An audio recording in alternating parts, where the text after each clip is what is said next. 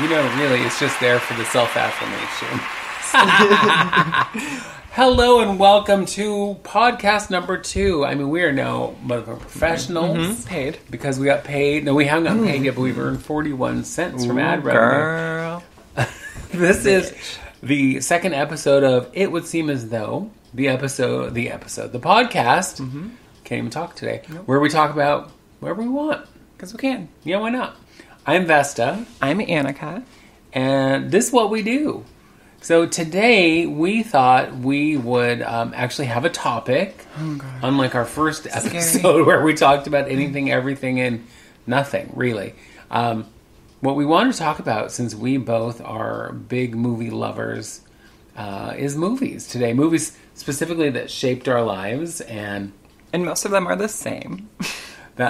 Odd, weird. That most of them are the same movies. Weird. And I'm sure that I probably watched most of them with you. Yeah, honestly. As, you know. Yep. Some of these are inappropriate for children. I don't really see the point. You know, whatever. So, just one or two of the movies you grew up loving probably shouldn't have been watched by children. What? Well. No. No. You mean Rocky Horror is inappropriate? Rocky Horror. For a 5-year-old? You know, I wasn't going to start there, but since you brought it up, let's start with Rocky Horror because, and just in case anyone doesn't know, it's the Rocky Horror Picture Show, which is based. If you don't know, go away right now. Yeah, you can't listen to us any longer. Yeah, I'm all done. I gotta go. We don't like you. No, if you haven't seen it, weird. But if you haven't even heard of it, girl, get out. Go back to your rock. No one cares about you. Wow, harsh. Anyway. Rocky Horror Picture Show is based on a London stage show, and then became a movie that was a huge, huge bomb. You like that? I use my new sound effects. I mean, it was a huge bomb, but then almost immediately went into midnight showings around the world. And P.S. here we are, 47 years later, and it's still playing. Mm-hmm. So take that. You know, movie critics. But the funny thing is I watched it just the other night with my children who are 11 and 13. And they've been wanting to watch it for a long time. And they loved it. It's just so comical to me. 11 and 13 and they're watching Rocky Horror Picture Show. Well, and they've wanted to watch it for a long time. Like, what a goal to have as a child. You know what I can't wait to watch? Rocky Horror. I know. Well, it's so funny because I think about most kids nowadays or maybe always kids. I don't know. I can only talk about my own. It seems like I hear so many kids say, "Oh, that's old. I don't want to watch that." That's what? It's like not my kids. Mm-hmm. They want to watch the old movies, listen to the old songs. I keep seeing these things on TikTok where kids, and I say kids, I mean people in their 20s, are doing this challenge of let's see which of these songs you know, and it's easy songs from the 80s, 90s, whatever. Mm-hmm. And honest to God, it's these songs where, how do you not know it? Yeah. Did you live in a cave? Exactly. Were you Amish? What happened? Did your parents never listen to any music? But I was watching this kid on TikTok who was listening to all these very popular 80s songs. Like, Girls Just Want to Have Fun, and I Want to Dance with Somebody. And standing there like, shrugging your shoulders like, I don't know any of these songs. Those are very obscure. What do you mean? How is it possible? It's like my children... who, again, like the old movie, know all of these songs. Yeah. They knew... How... what? I'm sorry, one of my favorite memories is when your daughter was 12 years old. We're coming back from somebody's house and the whole family's in the car. And she's in the back seat belting Zombie by the Cranberries. And I'm like, all right. Right. She knows a thing or two. She does. The other day on her way to school, she's singing I Hate Myself for Loving You. What? So, yay, Joan Jett. Yeah, right. Oh, wait, and that kind of tangentially works us back into Rocky Horror. Why, you ask? Why? Because Joan Jett was in one of the stage versions of Rocky Horror long after the movie. As who? As Magenta. Oh, perfect. Okay. Yeah. I was like, can you imagine? Janet? Wait, was it Magenta or Columbia? It doesn't matter. Joan Jett was in Rocky Horror. Yeah. So I didn't get to see it. I'm mad about it. That's I gotta all. go. Anyway, but Rocky Horror was huge in my youth. I remember my brother brought home the soundtrack, and just seeing the characters on the album, I was just like, oh my God, I don't know who these characters are. why this man is wearing makeup and high heels, but my little teenage heart was all aflutter with excitement. Mm-hmm. And then when I was 16, I went to see the movie for the first time. And that's a whole nother story. But I went to see the movie for the first time, and I remember standing, the experience, for anybody who's been, you know that the experience really starts outside with all of these kids lined up in their various costumes, half of them dressed up like characters in the movie, and then so many other people just dressed up in their whatever. And I haven't been in a very long time because I'm old and whatever, but I saw it many, many times. But that first time, it just felt magical because here I was, this country kid in the city at this movie with all these people who I was like, look, they're weirdos like me, who are theater kids and just queer kids and whatever. And it was amazing. And then in the movie, good Lord. So inside the theater, of course, there's the actors in the theater who are acting out the bits and pieces of the thing on the little stage. Because I saw it at the Clinton Street Theater, which is where it shows here in Portland and has, again, since right after the movie came out. And that was super cool. The interaction with the movie was super cool. But just seeing all these weirdos up on the screen and men in makeup and high heels and again, my mind was completely blown. I knew every song from beginning to end because when my brother brought home the soundtrack, I immediately stole it from him. Right, like you do. And I listened to it nonstop until I knew every single song.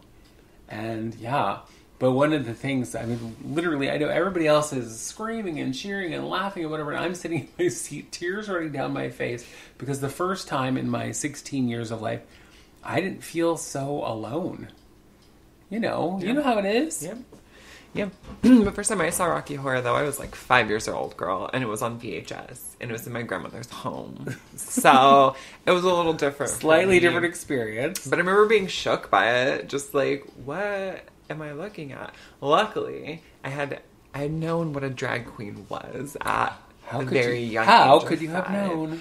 Oh, I don't know. You maybe introduced me to one or two, or I don't know what you was one, girl. You was one. So yeah, it was very interesting to me. I was just having this conversation about how I felt like, well, this should be the norm. You know what I mean? More people should be queers and weirdos and outcasts and have fun parties and mansions. Like, I thought that should be the norm, especially growing up in the small town that I grew up in, you know? But I watched it a lot. I watched it very often. And it was funny because sometimes Grandma would forget that I had seen it. So, like, during the parts that were too, like, risque, she would, like, stand in front of the TV. And I was like, girl, I already know what's happening. I have this movie committed to memory. Girl, Frankenfurter's getting freaky with both Brad and Janet. I already know, girl. Right. And you don't see anything. I was a little nervous to watch that. Just those two scenes. Sure. With my children. Because I thought there would be, the questions. Mm-hmm. What is he doing? What, it's like, yeah, whatever. Those questions didn't really come up. Yeah. So again, funny to me, the questions that they did have. At the end of the movie, Parker asked, why was Dr. Scott in a wheelchair if he could move his legs? Well, again, I don't think he could move his legs until whatever magic witchcraft and wizardry, girl, did to him. Yes. It might have been the heels and the pantyhose, girl. Because as soon as he had on nylons and felt sexy in his high heels, and pantyhose sometimes make a lot of straight men feel sexy. Oh yeah, but that's a whole other topic, girl. I know. But whatever. Yeah, I mean, but that movie made me feel like I had my first kind of community of people that, though none of them knew me because I was just this kid from out of town who came in and saw the movie, and I wasn't hanging with anybody. I wasn't brave enough to introduce myself to anybody. Mm-hmm. But I could sit in the middle of that group and not feel alone. Mm-hmm. Yeah. And that, to me, that was the power of that movie to me. But also, you were probably not the weirdest person in that room either. Do you know what I mean? Like, what a concept to be, like, the least weird person in an entire room. People, well, I don't know if I was the least weird. Girl, in Portland at Rocky Horror, I'm sure you were pretty damn close to normal, girl. You were the Avon lady from Carlton. Wow. Do you know what I mean? I think that's hate speech right there. It might be. Call the police, girl. Call him white lady. Anyway, one thing I do remember about Rocky Horror specifically was I had a big fat crush on Meatloaf as Eddie.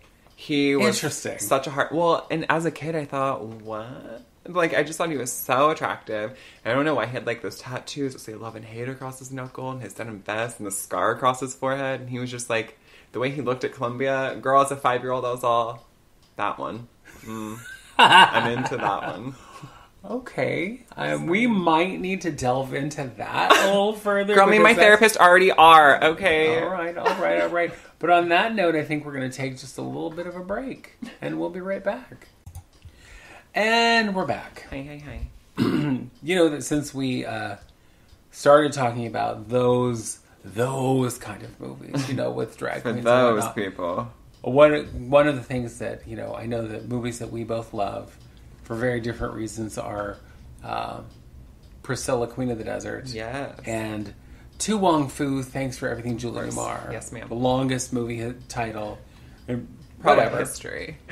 But that's okay. What's funny to me is I know that my mother loves To Wong Fu. Like most heterosexual women and men. Right. Love Because it To is Wong the Fu. homogenized, Yes. sterilized version of drag. Mm-hmm.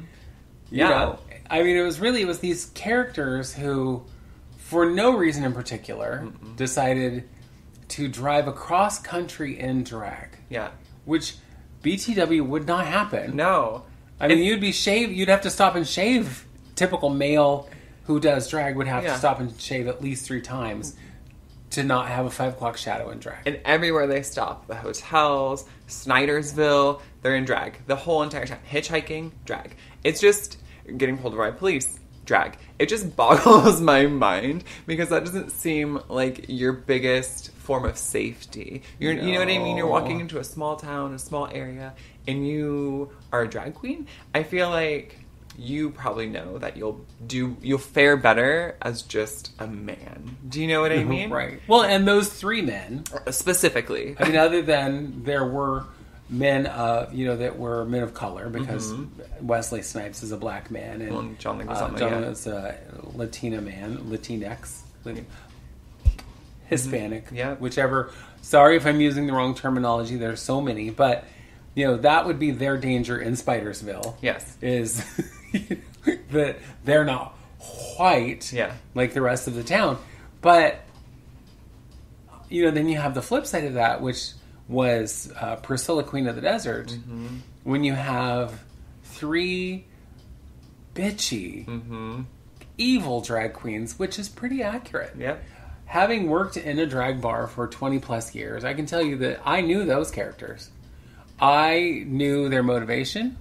I knew that is how drag queens communicate. Yep.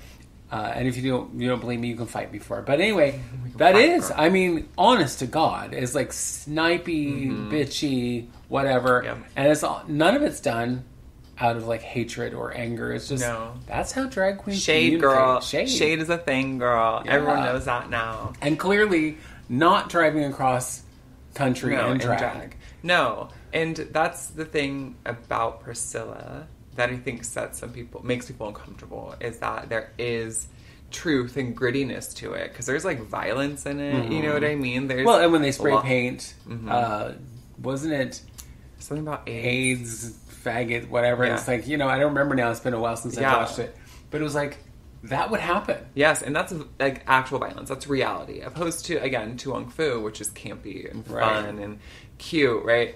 But Priscilla, I remember watching that I thought it was very scary when I was younger, because specifically of the violence towards the queer people. Well, yeah.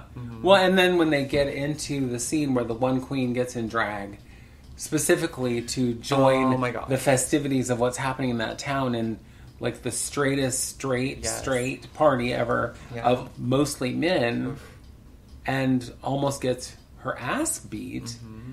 If not worse. Reality. Yes. Reality. Yes. I mean, that's much more reality than we ended up in Snydersville population, Right. what, 30?